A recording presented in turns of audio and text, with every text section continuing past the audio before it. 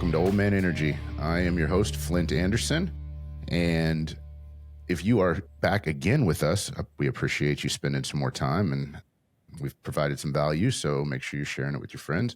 If you don't like and subscribe to us already on social media and everywhere on YouTube and ring that bell to get notified, well, you know to do the right thing. So today we have a guest, owner of Brand Aid, Mr. Jay Dunbar.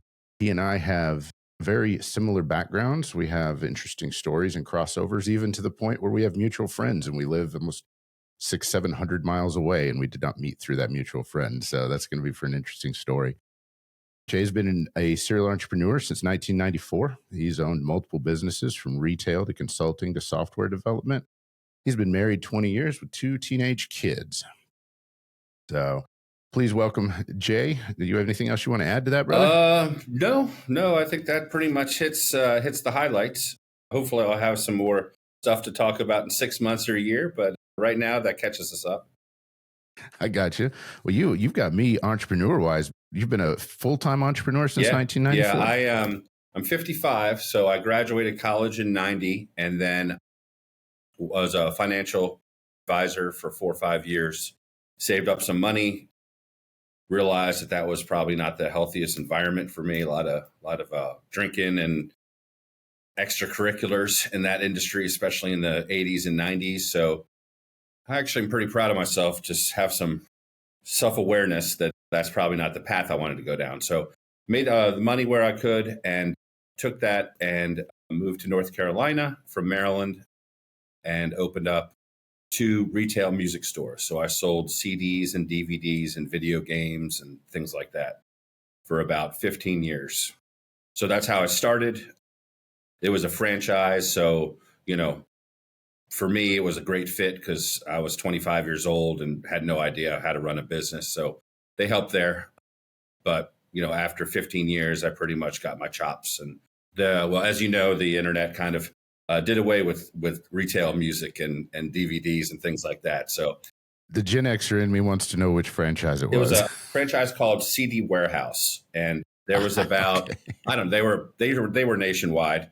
Great company. It's just just like bookstores and everything else, the internet just kind of put them under. So that happened in 2010 when I closed those. Both my retail leases were up, and I couldn't justify signing a 5-year lease on something that was so hard to predict profit-wise. Had a great run, but it just wasn't for me then. And then had to do a lot of soul searching. So I was 40 years old and basically hung out behind a counter in shorts and t-shirt and talked to people all day long about music. And that's not exactly a career that you can pursue after that. It was awesome, the best job I ever had.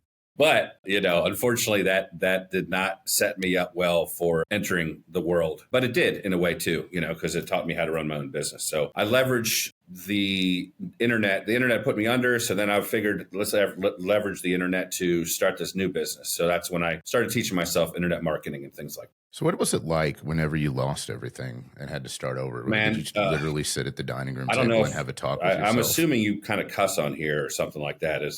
Speak freely, brother. Yeah, it fucked me up pretty good. I was, like I said, 40 years old. I had like a 5 and a 3-year-old. And wife has a good job. She's a nurse and stuff like that, but that's not enough to really support a family. So I was depressed, really depressed for a good 6 months. And it took me a year to really find myself and pick myself up and kind of go from there. Had some really dark thoughts, never, self-harm thoughts, but, self-doubt, lots of self-doubt. And, this is really kind of before there was anything on the internet to kind of, nowadays you can almost teach yourself or find some ways to help yourself.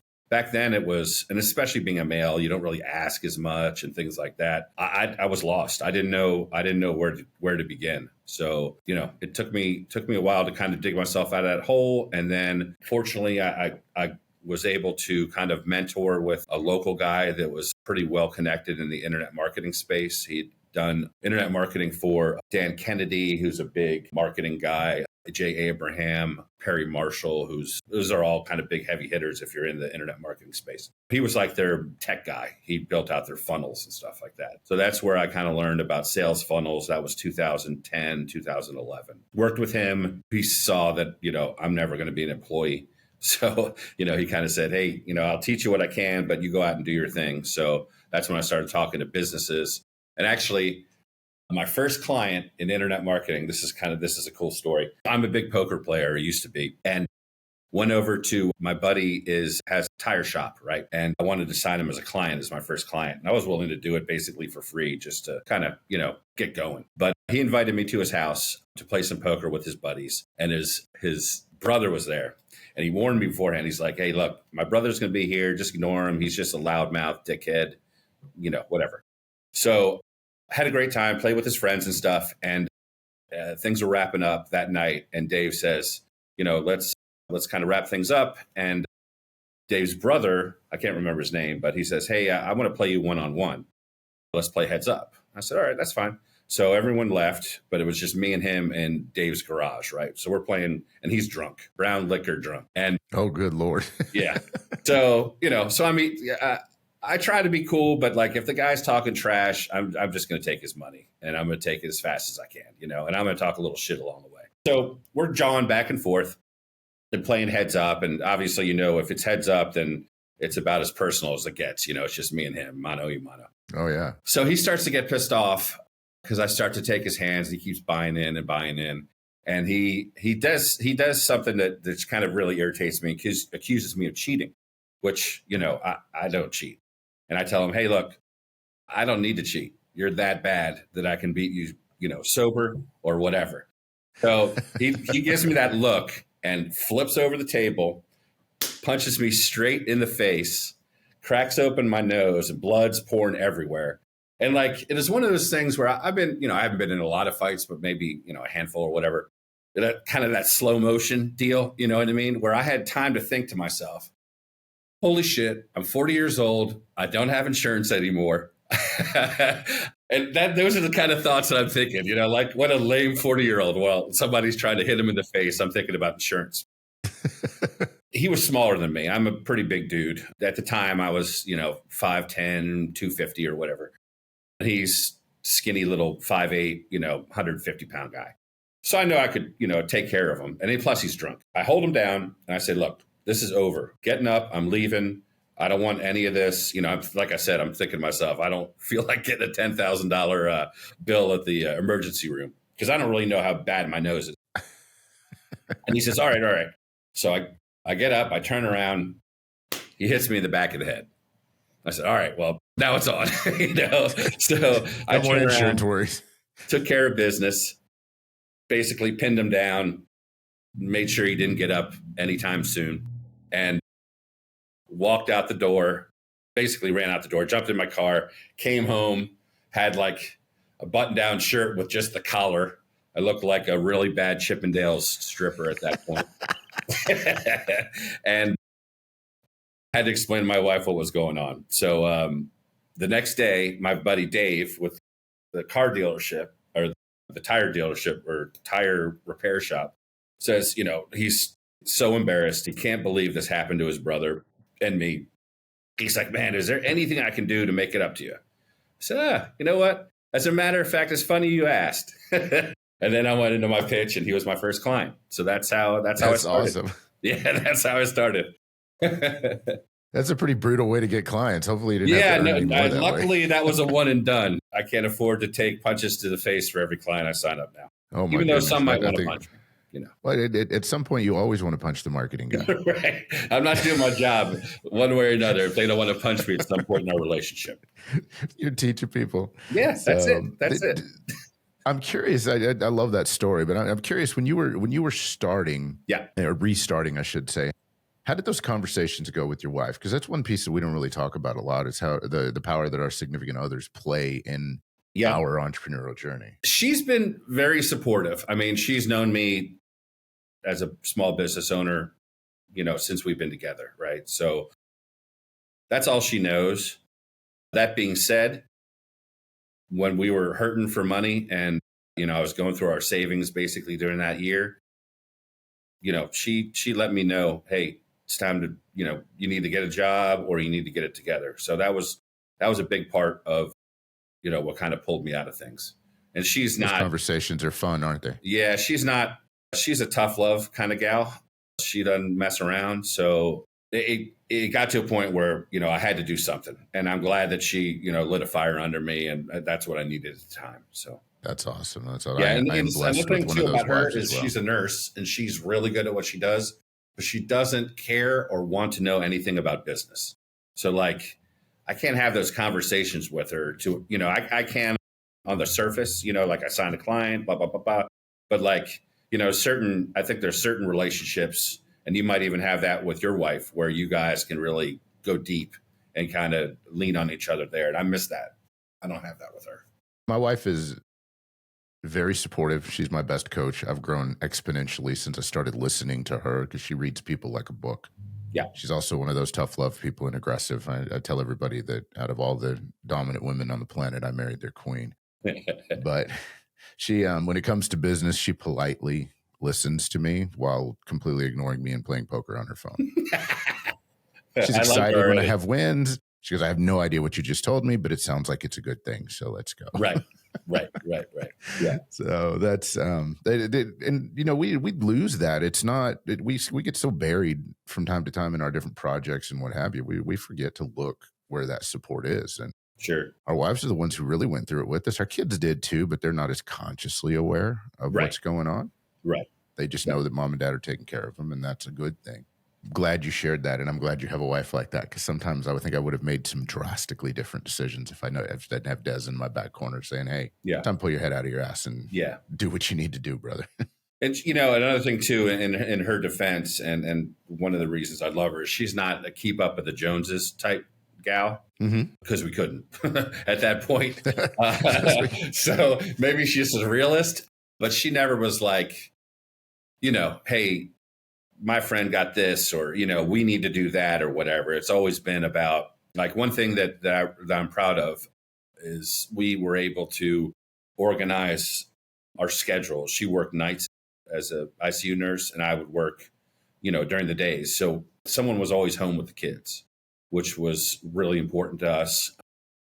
That probably affected some of our income, but we were able to, raise our kids ourselves, which was important. That's huge. That's huge. How did that impact your relationship? I'm curious. With the kids or with each other? I mean, it strained things, because, one of us is basically, it was kind of two ships passing the night sometimes, right? Mm-hmm. She doesn't work 5 days a week, right? She would work 2 or 3 nights a week. But the flip side of that is if she worked, let's say she worked Friday night, for instance, she would sleep all day Friday to be prepared for that. And then she'd sleep all day Saturday. So really working one night is killing 2 days. And that weighed on me a lot because, a lot of times I was taking care of the kids and trying to get this business going and stuff like that. And I'm sure she can say the same from her end. I was exhausted, and you know what I mean? We all can kind of cry a river about that stuff. But ultimately, we really stuck with wanting to raise kids ourselves and not have to put them in daycare. Not that there's anything wrong with that. Most people have to. It's just, it was a goal for us to raise kids ourselves. Yeah, well, and it's, people don't realize they hit goals, they hit important goals. It takes some sort of sacrifice. It looks different for everybody. Yeah.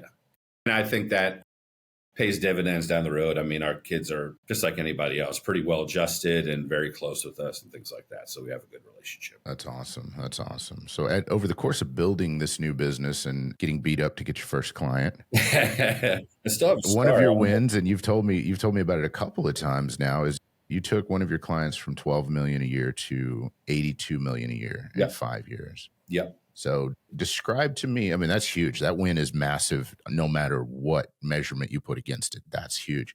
So describe to us what it is you do or how you did that. That's obviously one of your best wins. Yeah, that's definitely the biggest feather in my cap. I want to hear more about that. Yeah, that's the biggest feather in my cap in terms of what I've done. The company is called Reese Windows. They are in South Florida, west and east, out of St. Pete.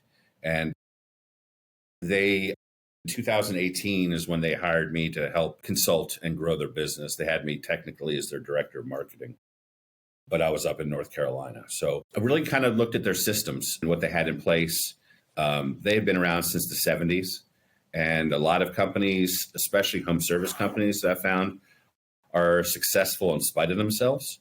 So they basically just survived the recessions. They didn't really adapt, but they just made it on the other side, right? And they continue to grow and leaned on referrals and things like that. So they really didn't do any type of outreach to their database, which was a big one. They didn't do much in terms of following up with their salespeople. Their salespeople would give a quote, and then they're on to another quote, and they are terrible about following up. So I helped them with that. They expanded from 2 locations to 6 in that time frame. So it was a matter of the marketing needed to be revised and upped, but they also expanded. So it was a ton of different things all hit together. I also think that, the requirements for code with hurricane windows and things like that fell right into their lap.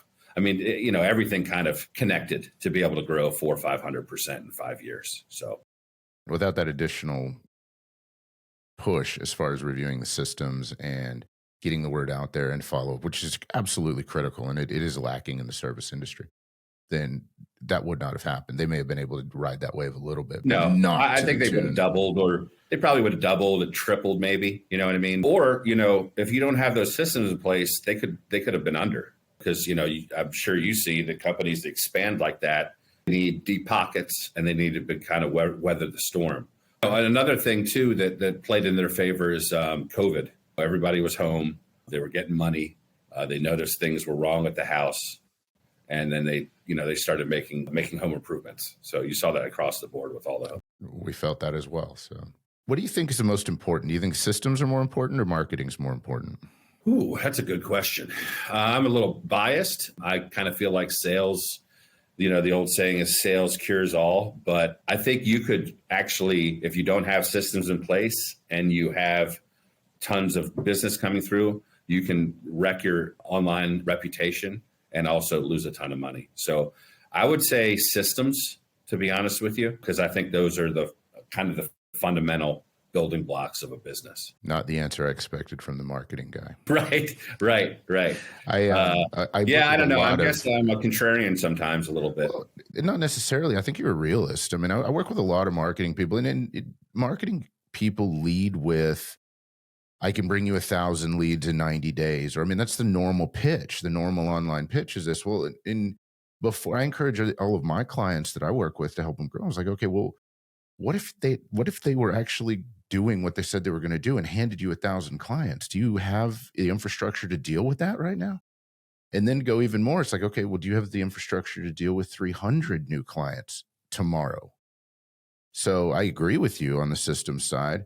And that it's real easy for me to follow behind a marketing person with that. It's like, okay, let's work on your internal systems, because your approach to it is twofold. You take into account the systems, but also into account the marketing. Most marketing folks don't do that. It's just hammer, leads. They don't even mention the follow-up from the existing clients, which is a huge profit source and revenue source for all businesses. Yep.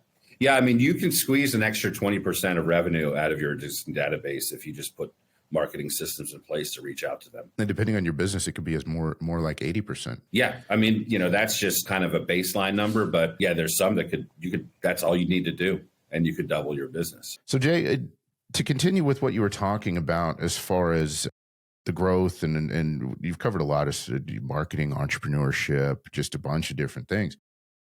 What do you think the biggest piece of advice from someone in your position to a young or an upcoming entrepreneur would be? What would be the most valuable thing you could share with them? Good question. Honestly, just keep grinding. You'd be surprised. There's a lot of times when you don't feel like you see that light at the end of the tunnel. You pick up the phone or you make that connection, and it changes your life, literally. If you really believe in what you can do, as far as I'm big on value upfront. So a lot of times when I meet with folks, I pretty much spill the beans in terms of what I think they could do in terms of growth and what I can help them with. They could do it themselves, or if they don't have the time, I'd be happy to help them. And if you can come across as genuine and bring value, just keep grinding, because people will resonate with business owners. That's incredibly good advice. I completely agree with that. I tell everybody, it's like, look, you're 24 hours away from completely changing your life, no matter what Absolutely. position you're in. Yep. It's been interesting on my end. One of my businesses was based on real estate investment trusts and single family residential, specifically real estate investment trust. Well, that market is shifting incredibly right now. Yeah. So for the first time in a long time, I'm back in the trenches, so to speak, and making Yeah. the dials every day. And the stuff Yep. that I teach is like, yeah, man, you just got to take it. I forgot sometimes how freaking hard it is after picking the phone up 12, 14 times, going to different Yep. meetings. It's like, Yep. man, this sucks. Yeah. Yeah, it does. It does. There's a reason why people don't do it, right? So I guess another thing too is just do the opposite of what everyone else is doing. You know what I mean? Make yourself different, have a different pitch or different value proposition, and just keep grinding. I'm not great about making cold calls, but I'm much better face to face. So I've kind of leveraged the networking locally here in the Raleigh area, and it's been super beneficial for me. I can spend a week networking, and that would be a month worth of cold calls in terms of, absolutely. not to mention it's good for your ego. You know, you leave those networking groups feeling pretty good as opposed to a 2-hour cold call session. May not be, it may not feel that great, you know? I believe in the power of networking. Now, on the other hand, I have a young lady who wanted to transition into an office environment out of the service industry, and she's an absolute rock star. She is not intimidated by anybody. She will sit there and dial the phone all day long, get told no constantly, does not care. she's just a freaking tyrannosaurus when it comes to that. And I love God that. bless her. And then that's that's what I talked about. If she just keeps doing that, she's going to be successful because nobody's doing that. You know what I mean? No. Like 1 in 100 salespeople. And I told her, I said, this is the worst job I can think of to give you, and I have no budget for it, but it's absolutely necessary and it will make money. And she took it and ran with it. And she goes, well, I'm learning. This will be a marketable skill. I said, listen, you get good at this, you'll never want a job again because you'll have people knocking You at can your print door. money. Yes. You literally can print money if you have the stones to do that and pick up the phone every day. And I think entrepreneurs forget that. They get so busy being in business, they forget, okay, well, I still have to generate business. So they get stuck in that yo-yo of, okay, I'm really busy, but I'm not prospecting. Okay, well, now all these clients are happy and I'm done with these contracts, and all of a sudden you're in the trough again. Yeah. Instead of constantly focusing on continued growth. Okay, this is just as important as this. And that's where those systems are so valuable. And that's where I struggle being a one-man band is I'm excellent at prospecting. I can close deals, but then to put on the fulfillment hat and either build the websites or build out the review systems and things like that. I have it in place, but it's a different mentality, completely different mentality that you have to switch on. And I don't know if I need to almost make it like structured too, where Monday, Tuesday, Wednesday are prospecting, Thursday, Friday are fulfillment, and that's it. You know what I mean? Because I have a tendency to try to have multiple balls in the air, and then I drop them all because I'm trying to do too much. I think that's adult ADHD, isn't it? Probably. I'm sure. But, and it's probably part of that entrepreneur mentality too, where, I've got a guy that's going to help me on the fulfillment side because I realize that that's a hole that I need to fill and I'm not great at it. So I'd much rather be talking to business owners and closing deals and then pass off that onboarding process to, an assistant. And that's one thing that I teach and I find is consistent across any industry for entrepreneurs is learning when it's time to put a team in place and then being willing to let go and let the team do their job. I was guilty of that as anybody. And I have an incredible team in place right now. My personal assistant, she's a rock star. My wife trained her for a year just to be able to work with me specifically. My assistant before that was very similar, but she probably still would be my assistant. She passed away, sadly. But we have people in place that do the things that if I'm responsible for them, they're just not going to get done or they're not going to get done correctly. Yeah, and that's right. Learning when is time to step up to do that and having those metrics in place. It's like, okay, this needs to happen now or I'm not going to continue to grow is a very challenging thing for a lot of entrepreneurs. young or old. Age doesn't have anything to do with it. We Yeah. continue to make the same mistakes over and over again and know we're making mistakes. We just don't let go of it. Right. Right. That's my biggest struggle is finding that fulfillment and then getting somebody trained. And, it's a pain in the neck. You train them to do stuff and you're like, oh, I might as well just do it myself. I'm already, but then if you get a good one, like Nicole, or I think you said that Nicole's your assistant, right? Nicole's social media. Tracy is my personal assistant. She runs Flint. Yeah. Yeah. Right. So, I think a lot of times you and I are similar in terms of we're really good at seeing the 30,000 foot view. But when you get caught up in the minutia, that's when things fall through the cracks. And that's absolutely. What happens. And it's not really a flaw because, and it took me a long time to realize this. The world needs people like us that it can come in and look at a business and just drill down into it with very little bit of information and figure out where the flaws are or figure out what problems they can solve and be able to look at it from a top level. But it also needs people that do the day-to-day implementation. And it was hard for me to accept that even in the service industry, because I knew I had subs that went out and did their work, but it always felt odd to me. It's like, okay, well, send this email. Well, I can just send an email myself or fill this packet out. Well, I could do that myself. Well, but not realizing that was chewing away 3-4 hours a day. And all of a sudden it's 30 hours a week. I'm just doing office work that I could pay somebody else to do that has no desire to do what I do. Tracy's very good at her job, but she has no desire to go out there and go to networking events and sell and be responsible for millions of dollars of contracts and fulfilling them. She's very happy doing what she's doing in the background and is very, very good at it. So it takes everybody in to release the reins, so to speak, and let them go. Yeah. No, you're absolutely right. And I think that's probably the biggest struggle that I've found. I've always been able to sell. My problem is, kind of alluded to it in that adult ADD. If I have 5 or 6 different things to do, I have trouble getting through them all sometimes, and that's just part of my personality. I think if I do the implementation side of things, I think that kind of kills more of my sales side and my entrepreneurial side. You know what I mean? So I just need that admin person to help kind of take the reins. Yes, I could see that. I definitely can.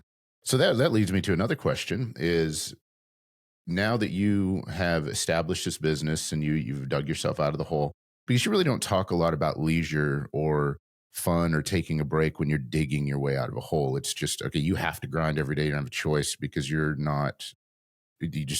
no option. So your breaks are afternoons or whatever.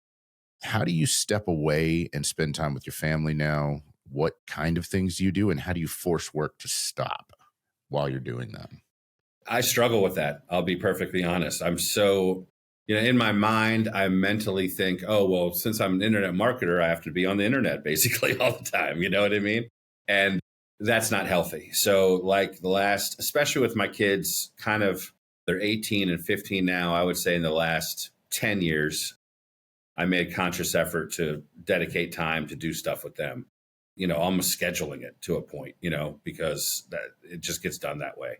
So I love to spend time with my kids, take my kids to concerts. We go hiking. My daughter is big on art. So we go to a lot of museums and things like that, check out different artists. We love movies. We watch movies together. Just watched Inception with my daughter. It's one of my favorites. So that was cool. One thing about having kids that I really like is being able to kind of relive those things that you did before kids and kind of see it through their eyes. Not to mention, you can kind of act like a little kid around them and no one thinks you're a weirdo. I miss that now that they're all grown. I got used to just grabbing the appropriate age child to go do what I wanted to do. Grandkids are coming up, so we've got that coming. Yeah, you had seven kids, so you always had somebody to grab. That's right. And my youngest, he's my pal. Don't get me wrong. We still do stuff together, but yeah, when you want to act like a kid and you got a 7-year-old, it's like, okay, let's go do 7-year-old things. I think this will be fun today. So yeah, I like to do that. Very fortunate to have a good group of friends locally that I met through my music store. So we're all tight. We play golf together, frisbee golf, stuff like that. My buddy just had a Fat Tuesday Mardi Gras party. That was fun a couple weeks ago. But, to be honest with you, it's kind of all about the kids still, kids and work, and really trying to carve out time with my wife too. So this year is our 20th anniversary. Congratulations. So, yep, yep. So we're planning a cruise together, and I just bought tickets for comedy show. Next Friday, we're going to see TJ Miller. Do you ever see Silicon Valley? Yep. Yeah, Yep. yeah. Dude, that'll be fun. That'll be Yeah, fun. he's funny as hell. Yeah, so we're just things like that, man. You got to try too, because she has her life, I have my life, we have our life together, and we want it to overlap more than it has been. How much conscious effort do you put into that? I try, honestly, quite a bit, both of us, because we realized we had a tough time, man. When I was, had closed the store and things like that, I had moved out and lived with a buddy for a few weeks. That was kind of our low point, because she was like, hey, you got to get your shit together. We don't have money. We're eating into our savings and our retirement stuff. And I couldn't really help myself. So living with my friend, who's also an entrepreneur, was able to kind of reset and realize, she's not messing around. And if I want to have a traditional family and not get divorced, I need to step up. So that was a big catalyst. That's awesome. I always teach people, it's like, listen, you and your wife still have to be in love with each other after the kids are grown. You should still like each other at that point. And as an entrepreneur, one of the easiest things to let slide is our relationship with our wife, unfortunately, or our significant other. And if there's female entrepreneur, I'm not purposely excluding you. It's just they're the most understanding. They're the ones that get it. If we have to have those midnight nights and those 4 a.m. days, and they get it. So and you mentioned something earlier. It got to the point when the kids were younger, and with my wife, where I don't have to do it anymore, thank goodness. But I would put those times on the calendar, especially with the kids, because I work from home and we've been completely virtual for years. They'd be bugging me and I would feel terrible. I'd end up hurting their feelings and this and that. When I started setting that appointment, it solved so many problems because they had something to look forward to. They knew that I would not interrupt that time. So they didn't interrupt me, work and everything else. And I didn't feel bad about spending the time with them because it was just like any other appointment on my calendar. That I don't think people realize that your family is just as important onto your calendar and your time as anything else. 100%. Unfortunately, we take them for granted. Well, I did. I shouldn't say. I did too for a long time. Yeah, and I had the same problem where I'd be in an office, my office, and the kids were young, and they'd knock on the door and they'd interrupt me when I'm making calls or talking to a client, and I definitely didn't handle the situation right. They're just kids wanting to hang out with their dad. You know what I mean? But in the moment, I've got a client on the line, and it's just not professional. Fortunately, most clients are understanding, especially nowadays. But I helped with that a lot. What's that? COVID helped with that a lot. Yeah, it certainly did. I mean, one thing that my wife and I joke about it now, but like we said, well, we probably would have gotten divorced if we weren't so broke. We couldn't really get divorced. I couldn't move out and afford rent somewhere and then still pay the mortgage and everything else.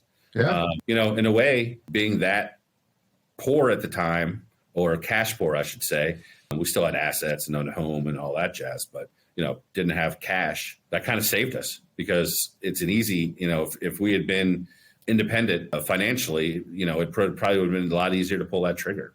We're closer now than we've ever been.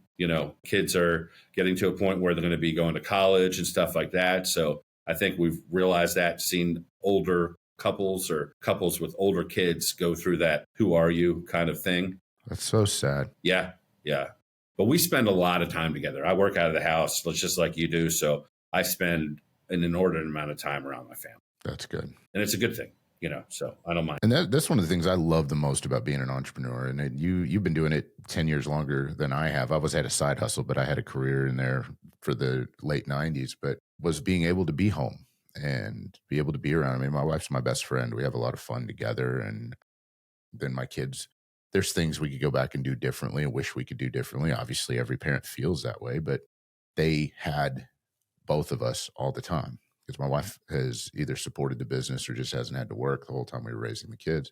Sometimes that's a good thing. Some people, I don't know if all my kids would say that was a good thing, but you know what? They're entitled to their own opinions as far as that goes. Yeah. Right. So you said you go to concerts. We talked about entrepreneur stuff. Let's talk about defined 10 years of your career on music. And then you mentioned concerts again. So music's a big part of your life as well. It is a big part of my life. I think about it a lot. There's times when I can hear a song and I can go back in my mind to even high school and know exactly where I was, who I was with, what car I was in when I first heard that song. And music is one of the only mediums that has that kind of power, that recall, that ability to draw out emotion. So I definitely it's very cathartic for me, right? So like I can go to a concert and like, if I've had a shitty day, I can almost leave that at the door and just kind of get into things. And I don't know, not to sound corny, but it's a big part of my life. I really like it. You're preaching to the choir, brother. Everything you just said, I could have said word for word. So share with us some of your music. What kind of music do you like? What kind of I bands? like all kinds. I'm definitely a classic rock guy. So I grew up, listening to my first concert ever was Judas Priest Screaming for Vengeance tour in 1982. Oh my God, you're old. Yeah, I am old. But I saw lots of different concerts. I've seen, The Dead 40 times, Widespread Panic over 100 times, Fish over 100 times. A lot of jam bands. I see that. Yeah. It was great because I got to write it off, back when I had my music stores. That was research, right?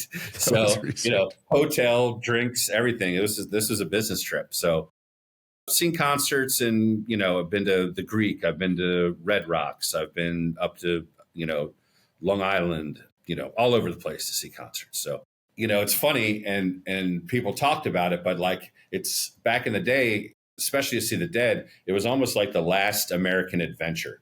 You know what I mean? Where like this is before cell phones. One time I was dating a girl who went to school up in Massachusetts and I was in North Carolina. We decided to meet in Long Island to go see the Dead, right? So she drove down, I drove up, we stayed at this hotel. The hotel was run by like an Indian guy who did not speak good English, right? So as soon as I got there, I said, I'm meeting my girlfriend. Her name's Emily. Has she checked in? No. Okay, I check in, I get my room, and I'm hanging out in the room for hours. I can't contact her because there's no way to contact her. This is, late 80s, early 90s. So I'm freaking out like, oh, she drove through a city. She got, carjacked and, all these weird things. I basically drink myself to sleep because she never comes in. We missed the concert that night. The next day, I wake up, I open up my door, and there she is literally across the hall in her own room. And she had checked in the same time I did, but the Indian dude couldn't figure out that we were together.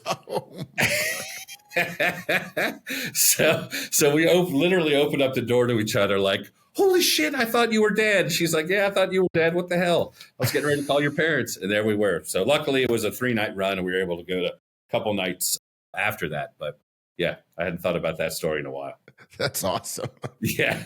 Yeah. So love music. Festivals are a little harder nowadays. I don't like to sleep in a tent. I can't imagine hauling my CPAP machine to Bonnaroo. Last Rockville, I took my camper down there.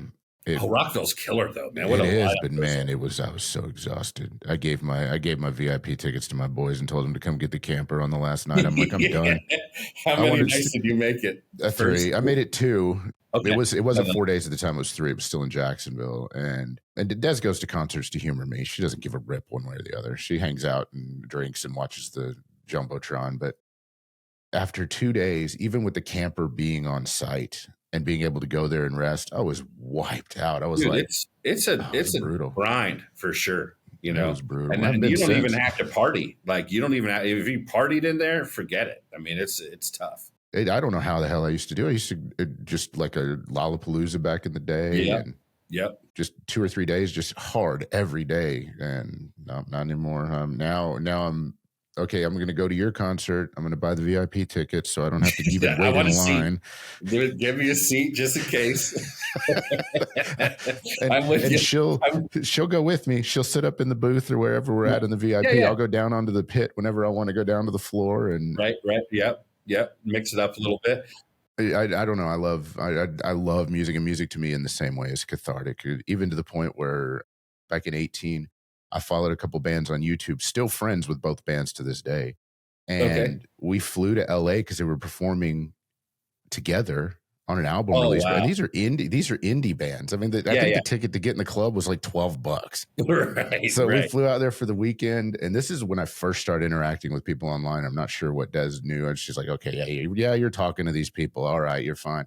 We were coming down the line, and the bands were small enough they were still working their own merch booth. Right. And one of the girls that she was a singer, she saw me in the line. She goes, "Oh my God, I didn't think you were really coming," and ran out and gave me the biggest hug. The Oh, look that's on cool. Dez's face, she was like, well, because she believed me the whole time. She never didn't believe me, but she's like, Right, okay, right. I guess these folks really do know you.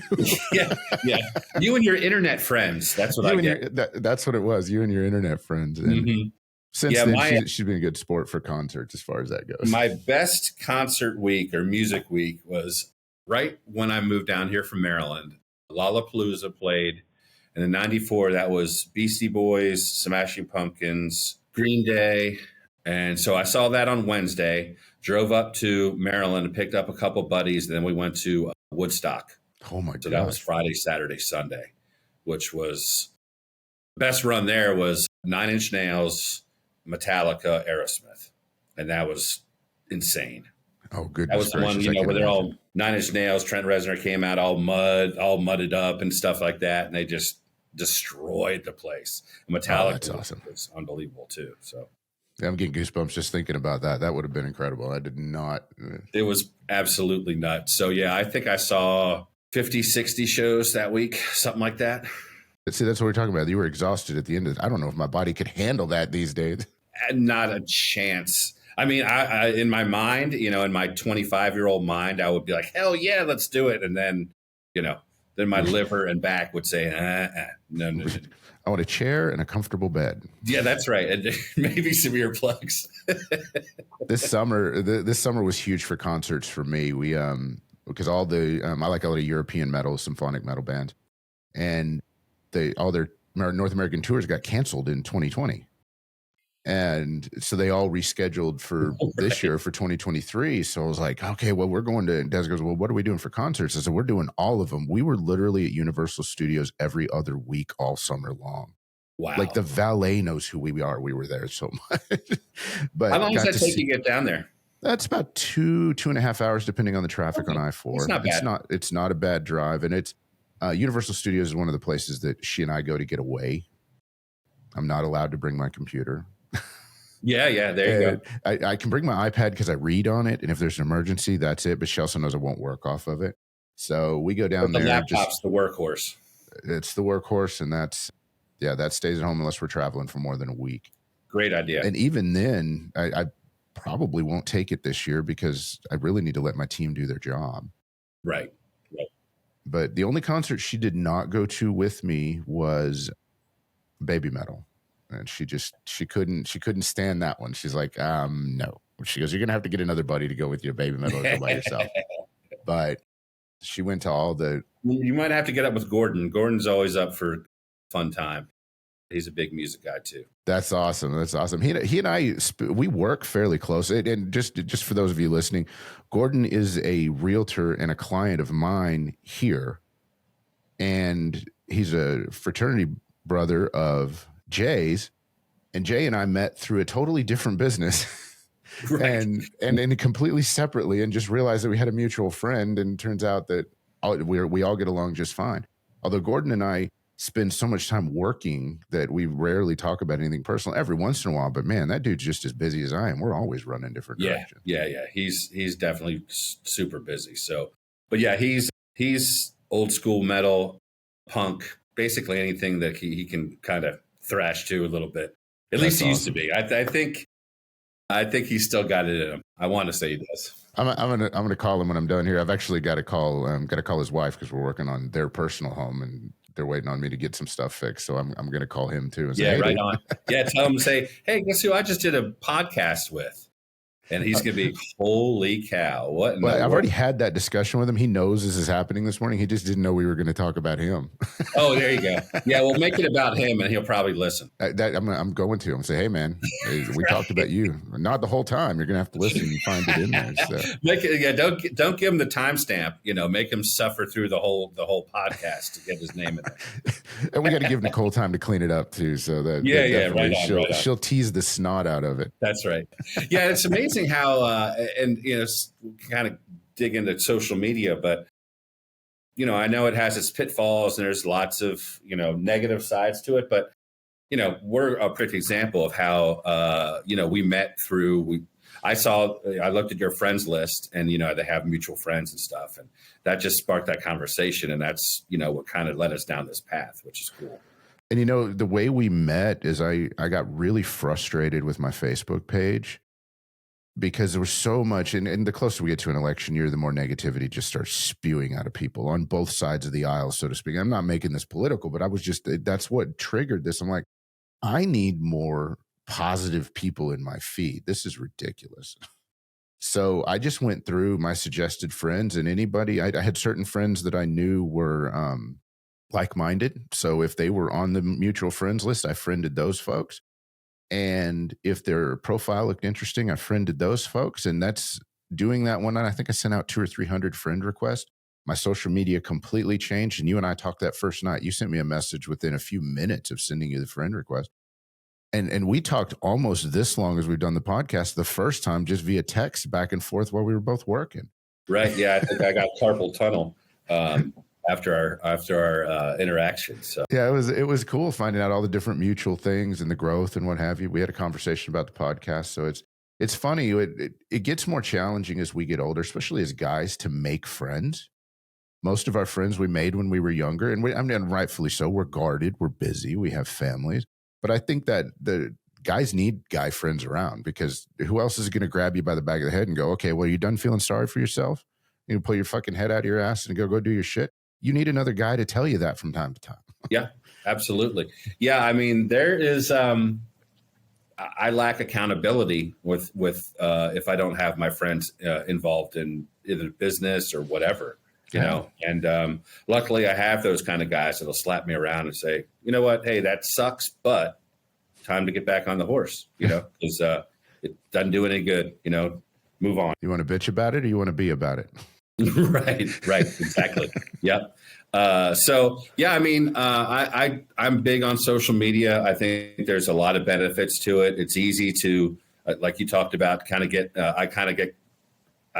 try not to get political, because I'm never going to convince anybody of my viewpoint, and they're not going to convince me of theirs. So it's a waste of energy, to be honest with you. And that took me a while to figure out, because I'm passionate and argumentative to a certain degree. But then I realized I had a few clients actually say, get that shit off your Facebook page, man. You're not getting any business left or right by posting that, Yeah. And I immediately said, fuck you. and then, tell me what to do. Right. You can't tell me what to do. And then I thought about it, and they're absolutely right. So I try to impart that same advice to folks, whether you're left-leaning, right-leaning, or whatever. Just don't get into that. Facebook's not for that. It doesn't do any good. It just stresses you out. And those conversations aren't fun online, because I don't think we should teach our children to avoid politics or money or religious conversations. But when those are conversations that need to be had in person, and the internet has taught us, and if social media is an incredibly valuable tool, but the internet's taught us that if you don't agree with somebody, you have to hate them. And that's not right. I mean, I got lots of friends I disagree with. We have heated discussions. They think I'm an idiot. I call them a dumbass. And then we go on and have a drink and go on about our business. Yeah. So, but you can't do that on the internet. It needs to be people. There's a false sense of bravado behind a keyboard, for sure. And if you can, I think we as Americans are way more close together in terms of our ideology than, we're aware of. It's just the knuckleheads on both sides get the clips, get the, get the attention. But most people are really, you know, care about their family, want to be financially secure, don't want to put our kids in debt with government spending and things like that. Want to protect each other, and I don't think that's indifferent along party lines. I agree. I definitely agree. One of the things that I like to tell people is lead with love. If you lead with kindness and you lead with love, you're not going to go wrong. And don't believe that echo chamber that social media turns you into. It finds what you like and tries to show you more of it, which is one reason I love my YouTube feed, because my music taste is so eclectic. It has no idea what to show me. It's like smoking. The CPUs are just cooked up. It's like, what is this dude? He's listening to Spice Girls and then Slipknot. What the? Right. Oh, that's funny. And that was actually on my playlist at the gym this morning, and it came up like that. I was like, okay, hey, this is pretty cool. So tell me your routine as far as working out. What do you do? All right, my routine. I love this question. This is a good question. My routine as far as working out is boring and simple. It's designed for one thing. If you follow my Instagram at all or have listened to any of the podcasts, I have rheumatoid arthritis and was diagnosed with it to the point where I couldn't walk for almost a year without help. Wow. It was bad. I didn't have to use a cane or a walker, but only because I'd built a business and was able to run things from home. But there was points where Des had to help me go to the bathroom. It was bad. So when they got that all under control, I was on something like 11 to 15 pills a day. And they told me that was going to be maintenance. And I'm like, I'm in my 40s. I literally looked at the rheumatologist and said, the fuck I am. What? No. So start doing some research and what have you. Nutrition plays a huge part in that, and exercise. Rheumatoid arthritis can be kept at bay or manageable. And this is not true for everybody. I'm not a doctor. This is what works for me, and it's relevant to what I do for working out. So what I started doing was I started moving every body part every day that I was in the gym. And I didn't start out lifting heavy, but what happened is my body took really, really well to lifting weights. And the heavier the weight, the less pain you have in your joints. There's some research there that shows that, but it basically breaks down whatever it's causing the problems in your joints. I don't remember off the top of my head right now because there's some gout issues that are related to that as well. So when I go to the gym, I typically go 3 to 4 days a week, sometimes 5, sometimes I only make it 2. It just depends. But I get in there, I do legs every day. I love smashing my thighs, and I take pictures of Des calls them my hams, because I like hitting legs heavy all the time. So I do squats almost every day of some form. I do chest and back. I do bis and tris, and then I'll do shoulders. And I usually will do my core as I'm working out through the different exercises. And then the way I handle that is I just emphasize the different muscle groups on every day. Like I do everything every day, but this day will be heavy arms, or this day will be heavy chest, or this day will be heavy back, but I still do that same movement all day, every day. But yeah, my workouts are boring. I posted yesterday. I was like, listen, why do I take the same picture every day? And it's really not the same picture.